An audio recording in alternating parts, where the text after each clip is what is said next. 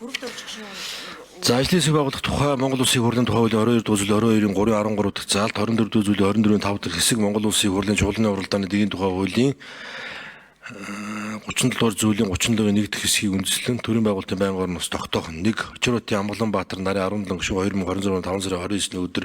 өргөн мэдүүлсэн Монгол Улсын засаг цахилгаан нутаг дэвсгэрийг нэгж түүний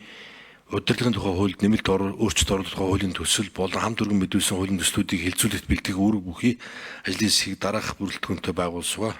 ажлын хэсгийн анхлагч Зүлбахаар улсын хурлын гишүүн за гишүүдэд Ариун Заяа Хэрлэн Пөрөвд орж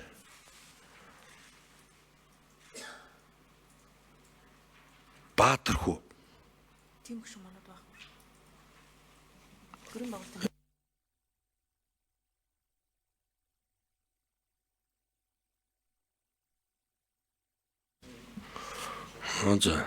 За гишүүд ажлын хэсгийн гишүүдийг дахиж уншъя.